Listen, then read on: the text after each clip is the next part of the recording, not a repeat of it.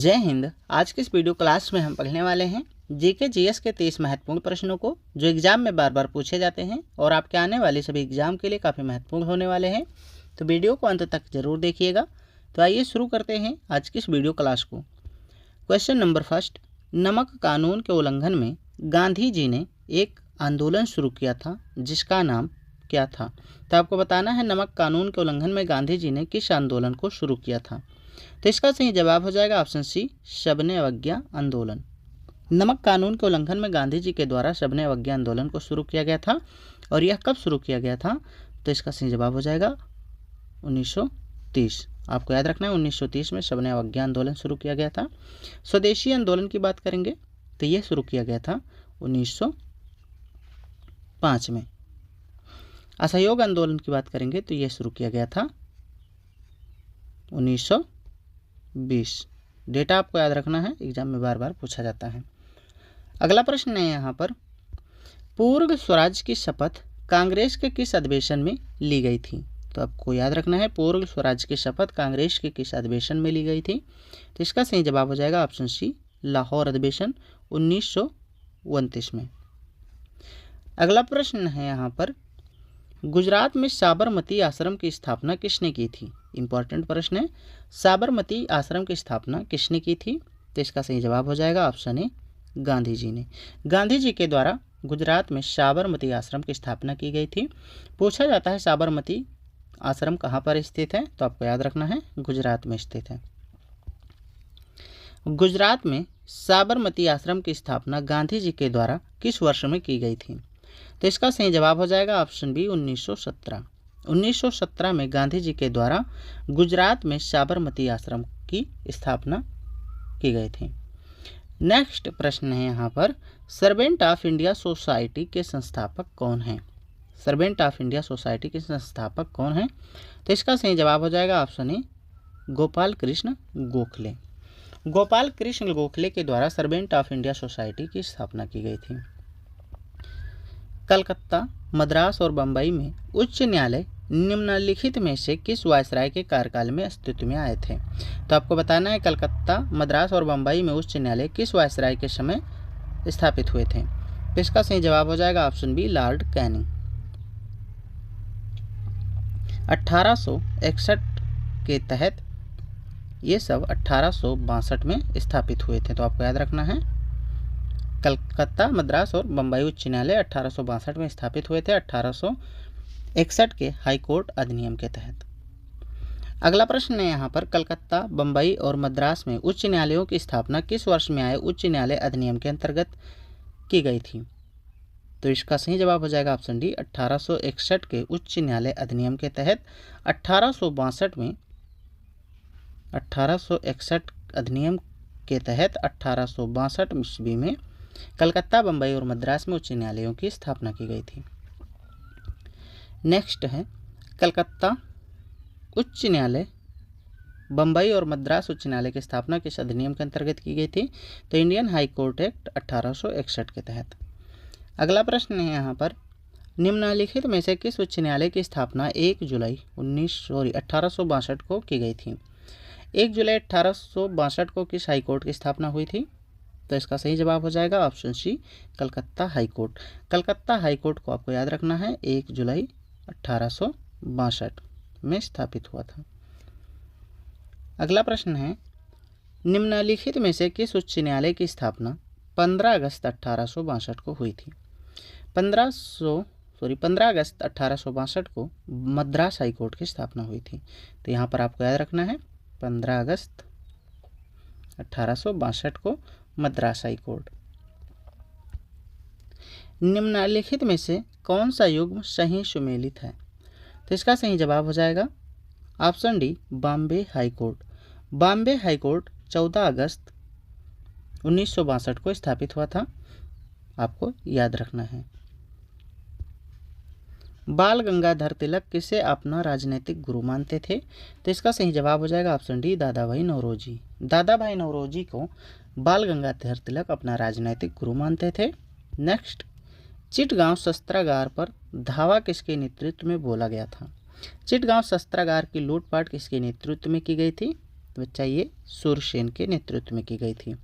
सूर्यसेन को मास्टरदा के नाम से जाना जाता है। विभाजन परिषद का अध्यक्ष कौन था? तो इसका सही जवाब हो जाएगा option B, lord Mountbatten.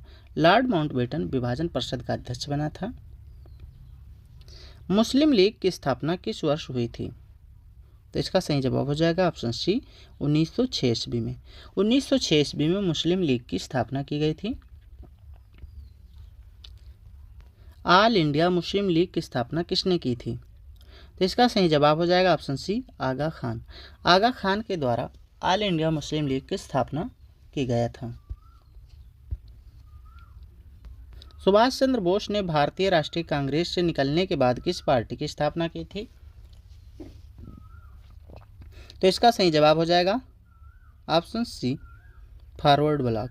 Forward Bloc की स्थापना कांग्रेस को छोड़ने के बाद सुभाष चंद्र बोस ने की थी।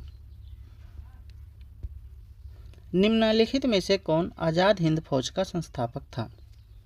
तो इसका सही जवाब हो जाएगा ऑप्शन ए, सुभाष चंद्र बोस। सुभाष चंद्र बोस के द्वारा आज़ाद हिंद फौज की स्थापना की गई थी। मोतीलाल नेहरू और चित्तरंजन दास किसके संस्थापक सदस्य थे? एग्जाम में पूछा जाता है। तो इसका सही जवाब हो जाएगा option D, Swaraj party. Swaraj party के संस्थापक मोतीलाल नेहरू और चित्तरंजन दास थे। CR दास और मोतीलाल नेहरू ने स्वराज पार्टी क्यों बनाई थी? तो इसका सही जवाब हो जाएगा ऑप्शन बी, असहयोग आंदोलन के बाद। यानी कब बनाई थी? तो असहयोग आंदोलन के बाद। समय पूछा जाएगा तो आपको याद रखना है 1923 ईस्वी। 1923 में स्वराज पार्टी की स्थापना CR दास और मोतीलाल नेहरू ने मिलकर की थी। द्वैध शासन किस गवर्नमेंट ऑफ इंडिया एक्ट द्वारा लागू किया गया था?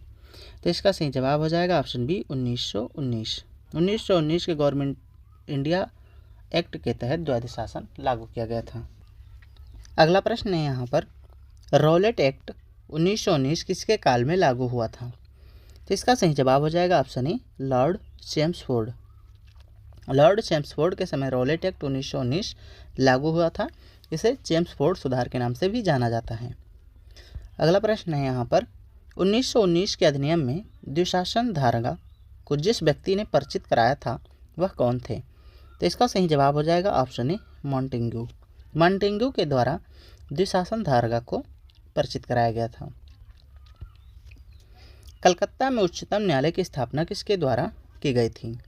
तो इसका सही जवाब हो जाएगा ऑप्शन ए, 1773 के विनियामक अधिनियम के द्वारा कलकत्ता में उच्चतम न्यायालय की स्थापना 1774 ईस्वी में की गई थी। तो आपको याद रखना है 1773 के चार्टर्ड एक्ट के तहत 1774 में कलकत्ता में उच्चतम न्यायालय की स्थापना की गई थी।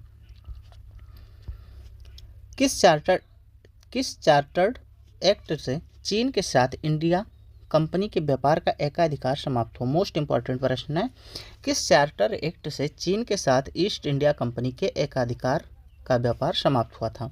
तो यह समाप्त हुआ था चार्टर एक्ट 1833 के तहत। समय आपको याद रखना है 1833। इसके तहत चीन के साथ ईस्ट इंडिया कंपनी के व्यापार का जो एकाधिकार था वह समाप्त हो गया था। भारतीय विश्वविद्यालय अधिनियम किसने पारित किया था? तो इसका सही जवाब हो जाएगा option B, Lord Curzon. Lord Curzon के समय भारतीय विश्वविद्यालय अधिनियम पारित किया गया था। भारतीय विश्वविद्यालय अधिनियम कब पारित हुआ था? तो इसका सही जवाब हो जाएगा ऑप्शन बी, 1904। 1904 ईस्वी में लॉर्ड कर्जन के द्वारा भारतीय विश्वविद्यालय अधिनियम पारित किया गया था। तो आपको याद रखना है। अगला प्रश्न है यहाँ पर, निम्न में से किसे स्थानीय स्वशासन का जनक अथवा अग्रगामी माना जाता है?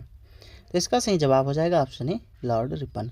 लॉर्ड रिपन को भारत में स्थानीय स्वशासन का जनक कहा जाता है और यह स्थानीय स्वशासन के अग्रगामी भी थे। तो ये रहे। अगला प्रश्न, भारत किसके वायसराय काल में स्वतंत्र हुआ था? तो इसका सही जवाब हो जाएगा option D, Mountbatten. Bharat Mountbatten के समय स्वतंत्र हुआ था। भारत का अंतिम गवर्नर जनरल कौन था? तो इसका सही जवाब हो जाएगा ऑप्शन सी, राजगोपालाचारी। राजगोपालाचारी भारत के अंतिम गवर्नर जनरल थे। तो आपको याद रखना है। निम्न में से कौन भारत का पहला वायसराय था? तो इसका सही जवाब हो जाएगा option C, Lord Canning. Lord Canning Bharat के पहले वायसराय थे आपको याद रखना है। तो ये रहे आज के टॉप 32 इंपॉर्टेंट प्रश्न जो एग्जाम में बार बार पूछे जाते हैं। उम्मीद करता हूँ वीडियो क्लास आप सभी के लिए काफ़ी हेल्पफुल सिद्ध होगी। तो वीडियो को एक बार सभी लोग लाइक, शेयर और चैनल को सब्सक्राइब जरूर कर लीजिएगा। तो मिलते हैं एक नई और नेक्स्ट वीडियो क्लास के साथ, तब तक के लिए धन्यवाद।